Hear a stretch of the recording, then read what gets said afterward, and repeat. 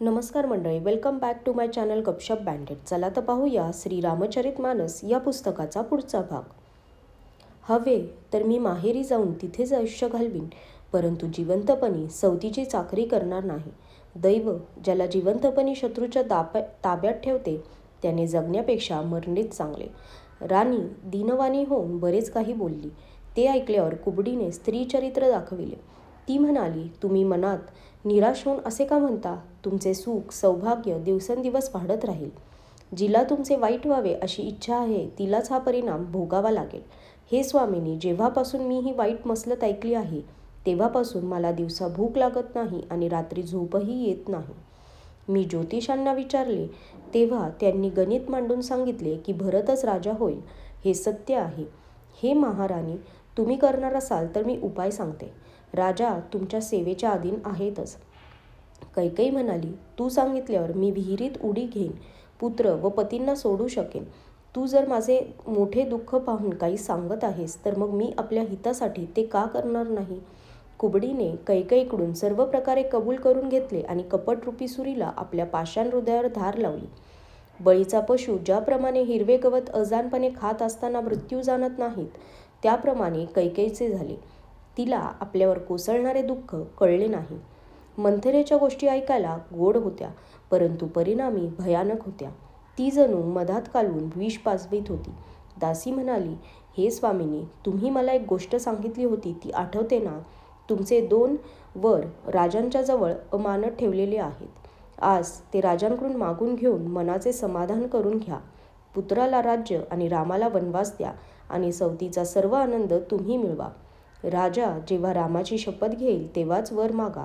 त्यामुळे दिलेले वचन टळू शकणार नाही. आजची रात्र तशीच गेली तर काम बिघडून जाईल. माझे बोलणे मनापासून चांगले समजा. पापी मंथरेने सापळा रचून सांगितले की कोप भवनात जा.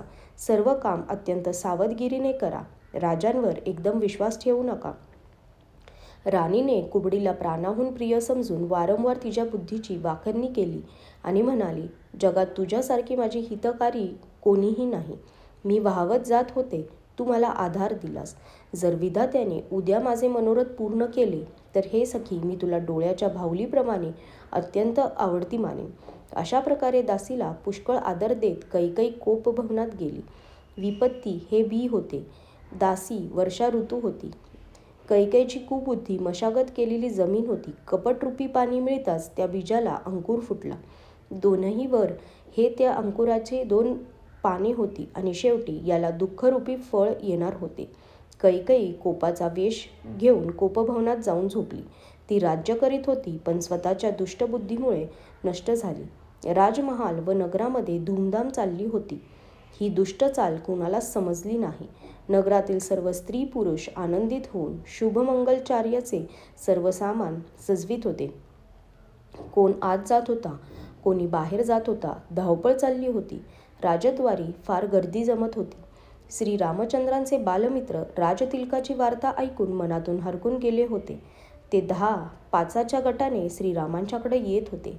त्यांचे प्रेम पाहून प्रभू रामचंद्र त्यांना आदर देत होते व कोमलवाणीने त्यांची खुशाली विचारत होते. आपला लाडका मित्र श्री रामचंद्र यांची आज्ञा घेऊन ते परस्परांना श्रीरामांची थोरवी सांगत घरी गेले आणि म्हणाले, जगात श्री रघुनाथांच्या सारखा शीलवान व स्नेह करणारा कोण आहे? परमेश्वर आम्हाला एवढेच देऊ की आम्हाला आपल्या कर्माप्रमाणे भ्रमण करीत ज्या ज्या योनीत जन्मू त्या त्या योनीत आम्ही सेवक असावे आणि सीतापती श्री रामचंद्र आमचे स्वामी असावेत. हे नाते शेवटपर्यंत टिकून राहो. नगरामध्ये सर्वांची हीच अभिलाषा होती, परंतु कैकेयीच्या मनात चडफडाट होत होता. कुसंगती लाभल्यावर कोण बरे अधोगतीला जाणार नाही? क्षुद्र विचारांच्या लोकांच्या सल्ल्याने वागल्यामुळे शहाणपण उरत नसते. संध्याकाळी राजा दशरथ आनंदाने कैकेयीच्या महालात गेले. जणू प्रत्यक्ष स्नेहच देह धारण करून निष्ठुरतेकडे गेला होता. कोपभवनाचं नाव ऐकताच महाराज घाबरले. भयामुळे त्यांचा पाय उचलत नव्हता. प्रत्यक्ष देवराज इंद्र ज्यांच्या बाहुबलामध्ये बसतो आणि संपूर्ण राजे लोक ज्यांचा कल पाहून वागतात, तेच महाराज दशरथ स्त्रीचा क्रोध ऐकून सुकून गेले. कामदेवाचा प्रताप आणि महिमा तर पहा. जे त्रिशूळ, वज्र, तलवार इत्यादींचे घाव अंगावर सहज झेलतात ते रतिनाथ कामदेवाच्या पुष्पबाणाला बळी पडले. राजा घाबरलेल्या अवस्थेत आपली लाडकी राणी कैकेयी हिच्याजवळ गेले. तिने जुने जाडे भरडे वस्त्रे नेसले होते व शरीरावरील नाना दागदागिने फेकून दिले होते. त्या दुर्बुद्ध कैकेयीचा तो अभद्र वेश असा वाटत होता जणू भावी वैधव्य सूचित होत होते. राजे तिच्याजवळ जाऊन कोमल शब्दात तिला म्हटले, हे प्राणप्रिये, कशासाठी हा रुसवा? हे राणी, का रागवली आहेस? असे म्हणत राजांनी तिला हाताने स्पर्श केला तेव्हा तिने तो झटकून टाकला आणि क्रोधित होऊन नागिनीप्रमाणे क्रूर दृष्टीने ती त्यांच्याकडे पाहू लागली. 2 वरदानांची वासना म्हणजे त्या नागिनीच्या 2 जिभा होत्या आणि 2 वर म्हणजे दात होते. ती डसण्यासाठी मर्मस्थान पाहत होती. तुलसीदास म्हणतात, राजा दशरथ भवितव्याच्या अधीन झाल्यामुळे तिचे रागवणे व हात झटकणे ही जणू कामदेवाची क्रीडाच समजत होते. राजा वारंवार म्हणत होते, हे सुमुखी, हे सुलोचनी, हे कोकिलवचनी, हे गजगामिनी, मला आपल्या क्रोधाचे कारण तर सांग. आजच्यासाठी धन्यवाद.